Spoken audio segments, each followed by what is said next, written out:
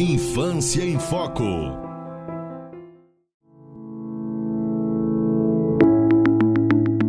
Olá a todos, retomando nosso projeto Infância em Foco, nós estamos entrevistando hoje o conselheiro tutelar Victor Leonardo Rodrigues. Victor Leonardo Rodrigues dos Santos, é bacharel em Direito pela Unifap, pós-graduado em Comunicação Política pela Facul Minas e Ciências Políticas e Gestão Pública pela Facul Minas. Victor Leonardo está exercendo seu primeiro mandato de conselheiro tutelar no primeiro Conselho Tutelar de Teresina. E o tema nosso hoje é exatamente o Conselho Tutelar. Passo a palavra para o Victor para dar as boas-vindas aos nossos ouvintes. Olá a todos, fico muito feliz e satisfeito pelo esse convite em poder explanar um tema tão importante que é o Conselho Tutelar, que é pouco conhecido pela sociedade, né? E demais poder colaborar e contribuir, né, com essa expansão de conhecimento daquilo que a gente trabalha no dia a dia. Victor, a nossa intenção com esse projeto é exatamente essa, né? Ampliar o conhecimento das pessoas a respeito dos órgãos, dos equipamentos, da rede de proteção da criança e do adolescente, né? E para iniciar, Victor, eu gostaria que você falasse a todos o que é o Conselho Tutelar, como foi que o Conselho Tutelar surgiu, né, no nosso ordenamento jurídico. Pois bem, o surgimento do Conselho Tutelar, ele veio após uma lacuna, né, de defesa de direitos de crianças e adolescentes.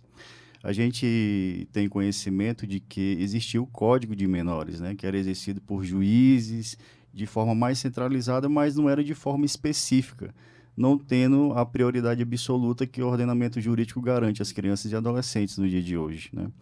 E essa questão do desenvolvimento do Conselho, ele parte do princípio de que, se a gente voltar um pouco na história, houve um grande clamor nacional diante de fatos que ocorreram no país, que sentiram a necessidade da criação de um órgão especializado para atender essas demandas que se trata de criança e adolescente, né?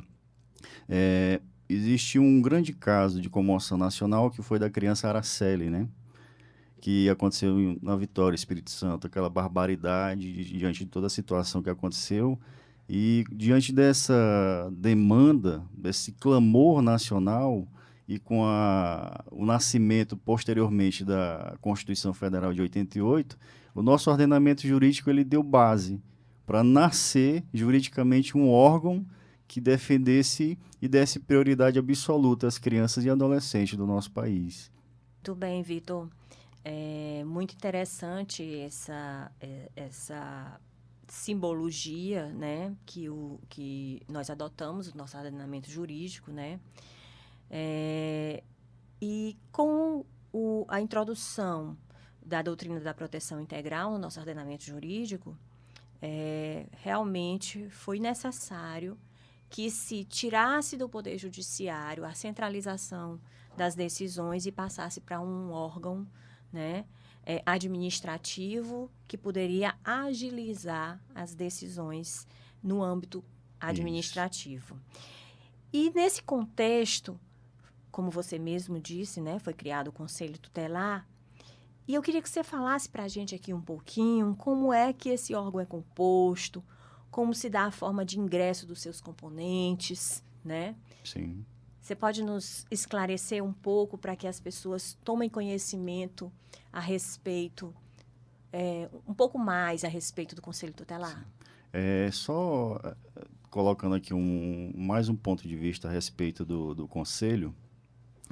Por mais que a nossa Constituição Federal tenha nascido cidadã e para defender direitos dos mais necessitados, de uma certa forma, vale salientar que o Conselho Tutelar ele só começou a ter uma legislação própria e a agir mais ferrenhamente, digamos assim, a partir de 13 de junho de 1990, que foi como foi instituído realmente o Estatuto da Criança e do Adolescente, né? Uhum.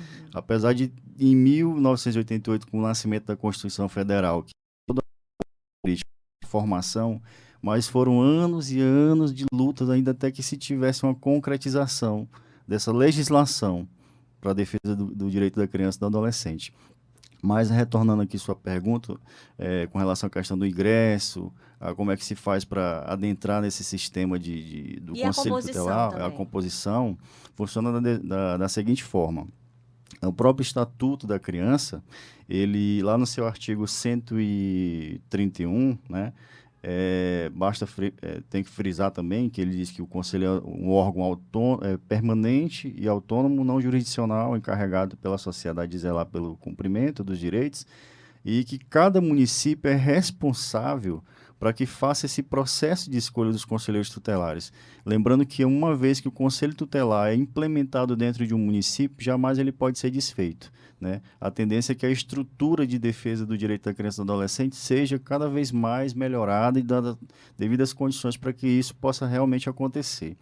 O processo é um processo de escolha que acontece aqui no nosso município. Anteriormente era de 3 em 3 anos, agora a legislação foi mudada, né, para 4 em 4 anos, e tem que obedecer alguns requisitos do artigo 133 do Código do Estatuto da Criança, né, que diz que para a candidatura ao membro do Conselho Tutelar serão exigidos os seguintes requisitos: reconhecida idoneidade moral, né, que tem que ter idoneidade moral para fazer parte do processo de escolha, idade superior a 21 anos, residir no município. Essas são as 3 principais características para uma pessoa que se dispõe a participar desse processo de escolha. E dentro do sistema de demandas do município, o nosso conselho, para fazer parte, basicamente ele funciona dessa forma. Eu queria que você falasse mais da composição. Eu sei que é um órgão colegiado, mas eu queria que você explicasse um pouco para os nossos ouvintes a composição do Conselho Tutelar. Cada conselho tem quantos conselheiros? Como é que vocês decidem, tomam decisões neste órgão? Sim. Existe uma resolução, salvo engano, é a 170 do CONANDA, né, que eles orientam no sentido de que seja implementado nos municípios a cada 100 mil habitantes, né, um conselho tutelar. Dentro da nossa capital, que a gente beira basicamente 900 mil a quase 1 milhão de pessoas já no município de Teresina, é a obrigatoriedade que a cada 100 mil habitantes exista um conselho tutelar. Na nossa capital, existe 5 conselhos tutelares distribuídos nas regiões de Teresina. Região Centro-Norte, região Norte mais ao extremo, região Leste, região Sul e região Sudeste da capital, para atender toda essa demanda. E assim, o processo de escolha vai a partir do momento da quantidade de vagas que se dispõe. Aqui em Teresina, o último processo foi aberto para 25 vagas, né? Então, assumiram 25 conselheiros titulares, distribuídos em Teresina. Cada colegiado é formado por 5 conselheiros tutelares, né? As decisões do conselho, a partir do momento que chega uma determinada demanda que precisa ser resolvida e atendida, o conselho tutelar ele não é um órgão monocrático de decisões isoladas dentro do conselho. Ela é sempre levada ao colegiado para que as decisões sejam discutidas e tomadas e feitos os devidos encaminhamentos. Fale um pouquinho mais sobre as atribuições do Conselho Tutelar. Esclareça um pouco para os nossos ouvintes quais são essas atribuições. A gente sabe, conselheiro, que muitas vezes a população espera algo do Conselho e não vê esse algo se concretizar, porque muitas vezes as pessoas entendem o Conselho não como órgão de decisão e encaminhamento, mas de tomadas de decisões. Entende o Conselho como um órgão de execução de políticas públicas. Eu queria que você falasse um pouquinho sobre isso. Acontece isso pelo fato de que a própria sociedade não tem conhecimento de como é que se funciona o Conselho Tutelar, né? Eles pensam que toda e qualquer demanda que se trata de criança e adolescente é de exclusiva competência do Conselho Tutelar. Não funciona dessa forma, né?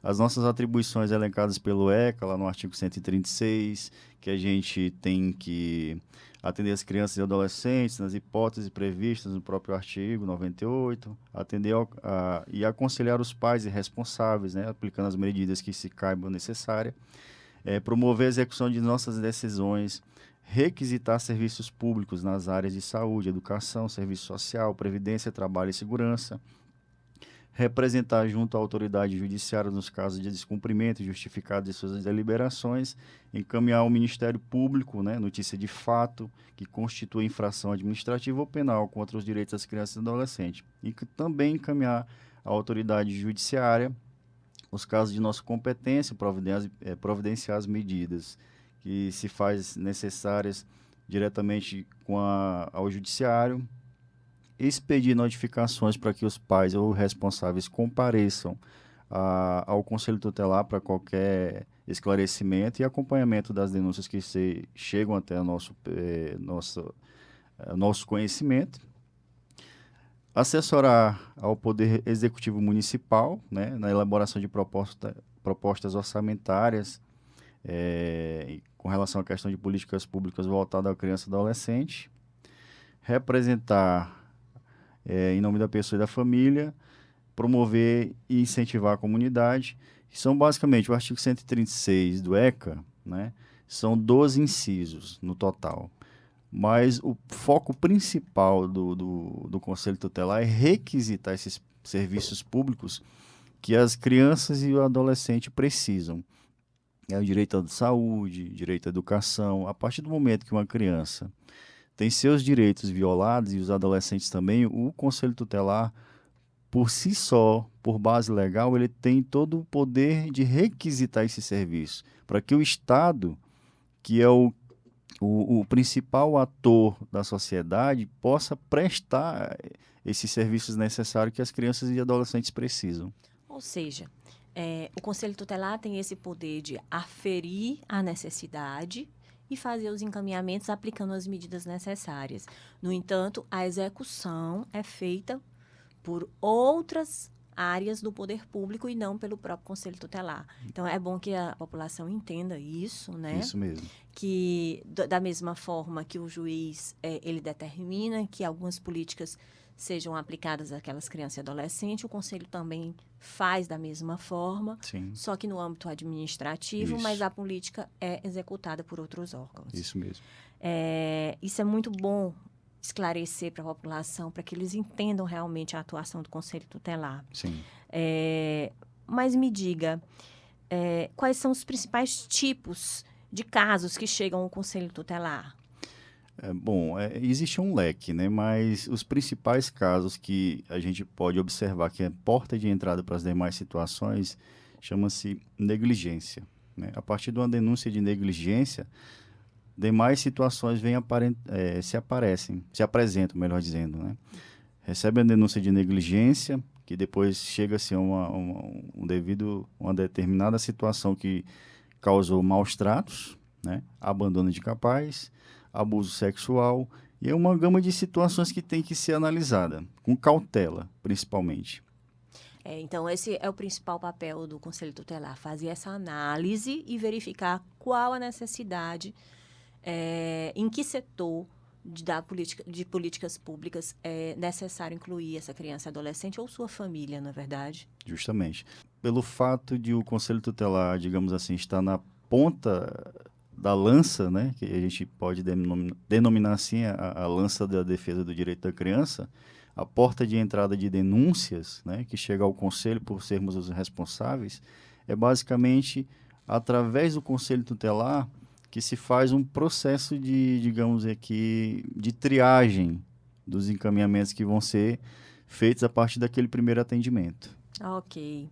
Me diga uma coisa, finalizando nossa conversa, eu queria que você nos dissesse, nós sabemos que são 5 os nossos conselhos, você nos falou, né?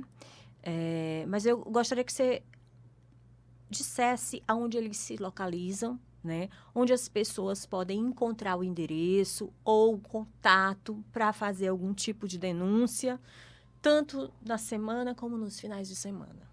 Pois bem, a maneira mais fácil de se fazer uma denúncia é você entrar em contato com o Disque 100, né? O Disque 100 foi um sistema criado nacionalmente para que você possa direcionar a demanda. Esse sistema a gente também tem no nosso município, a partir do momento que se recebe a denúncia. E também, além de ser um número muito fácil de se discar, né? É muito fácil de se lembrar. Você faz o encaminhamento da denúncia através do Disque 100. Esse Disque 100 vai fazer a captação dessa denúncia e fazer as devidas distribuições entre os conselhos de Teresina. Em Teresina, temos o conselho aqui da região Centro-Norte, que é aqui próximo, né? Que atende essa região daqui da Frei Serafim, basicamente até a ponte do Puti Velho, Centro-Norte 1, que a gente denominou esse aqui. E temos o conselho da Grande Santa Maria, que é o 5º conselho tutelar. E temos o conselho da Zona Leste, que fica aqui, é o 4º conselho tutelar, aqui próximo do espaço da Defensoria Pública, né? Aqui na Zona Leste, fica muito próximo ali. E temos o da Sudeste, que faz divisa com o prédio, ou melhor, faz compartilhamento até com o prédio do próprio sistema do CRAS, da região do Sudeste, do Disseu. E temos o Conselho da Zona Sul, que faz ali extremo da Vermelha, ali próximo da Igreja da Vermelha, né? E basicamente são esses os conselhos. Existe a possibilidade da implementação de mais 2 conselhos, né, em Teresina, para atender muito melhor ainda as demandas da criança e do adolescente, mas está em estudo ainda para saber quais zonas serão as mais necessárias à implementação, porque a gente não pode somente dizer que vai abrir um conselho sem ter um estudo para saber realmente em qual localidade seria mais viável a implementação desse conselho na cidade de Teresina. Vitor, nós temos algum site que fala sobre os endereços, os contatos, para que a população possa saber aonde se localiza o endereço preciso ou telefones desses conselhos? Sim, temos o próprio site da prefeitura que disponibiliza isso, da Sencasp. Sencasp, você pode até colocar na própria prefeitura, né, pmt.gov.br, né? E lá você se direciona ao link da Secretaria Municipal de Assistência Social, que é a Sencasp, e lá ela vai relatar todos os endereços e telefones fixos e de plantões dos conselhos tutelares de Teresina. Ótimo falar de plantão. Então, à noite e finais de semana, as pessoas podem facilmente conseguir esse telefone de plantão pelo site da prefeitura. Isso. Com relação à questão do plantão, o regime de trabalho do conselheiro tutelar é basicamente 24 horas por dia, a gente não para. Tanto é que a gente trabalha em exclusividade da função, né?